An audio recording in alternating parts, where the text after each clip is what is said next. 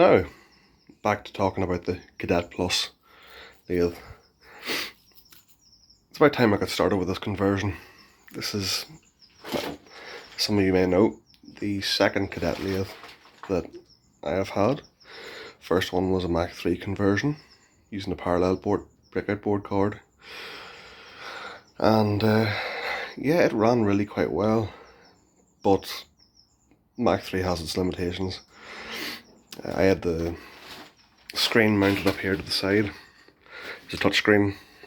That was a nice feature. I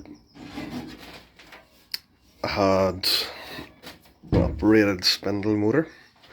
It was 1 horsepower 3-phase with a VFD mounted out front.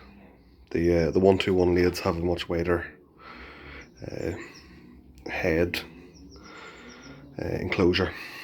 In fact, they're roughly 300mm longer overall than this particular machine. So I do have a 1 horsepower 3-phase motor that I can replace this with if it'll fit neatly. That might take a bit of measuring. I have a VFD to suit. I can keep the original taper lock pulley. That's probably a 14mm 1108 taper lock bushing. I have a 19mm bushing to fit the 1 horsepower motor, so it would just be a case of adapting the foot to mount the motor and figure out a way of adjusting the tension, probably just slotting the feet. As for the motor, the axis motors, we've got our NEMA 34 and NEMA 23 original motors. I think they're 1 amp and I actually think that one's 1 amp and that one's 1.7, something like that. I'm going to keep these original motors, keep the original screws, and they work really well with it. They're not amazing, they're not the best in the world, but they function, especially for a machine this size. One annoyance is, if any of you have ever taken an X-axis motor off one of these, the ball screw coupling is a rigid coupling with roll pins, so it's not really the greatest design. It also uses the motor's own bearings for ball screw bearings. That's the only thing that supports it, so that's not optimum, but it works. It's only a small machine and it really shouldn't be doing massive work, although I've done some pretty impressive things with the other one. So I'm not going for Mach 3 with this, I'm going to try something different. I'll show you in a second. Kapow! It is an xcmcu xc609t.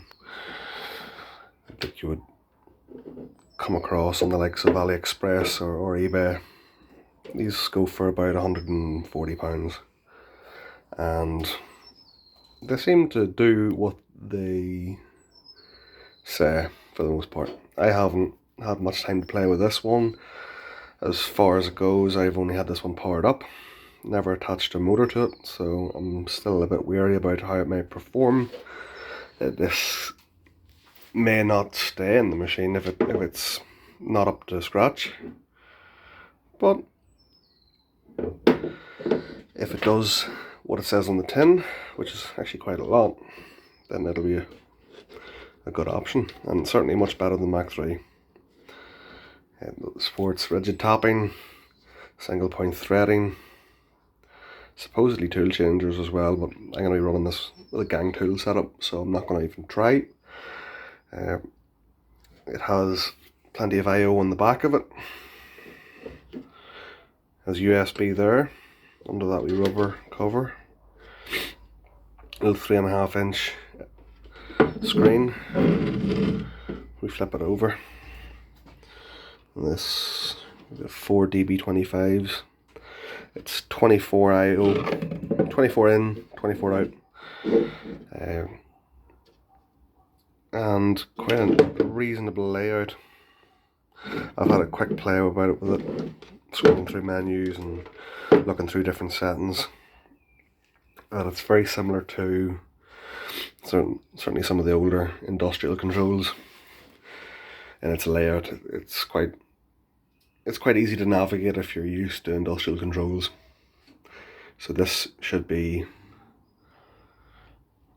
quite fun for this little lathe. This supports standard Fanuc turning cycles. So as far as I know, facing, turning, boring, tapers, that sort of thing, they're all there, which Mach 3 doesn't do, because it's not worth paying for. And that's a fair assumption. So tune in again next time whenever I start to get into the back of the machine. I'm going to pull the drives out. I'm going to replace them with some cost-effective DM556s and get this machine powered up.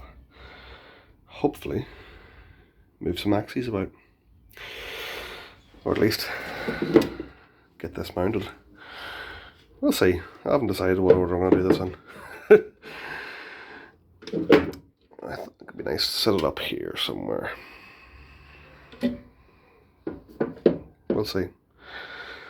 Adios, and thanks for watching.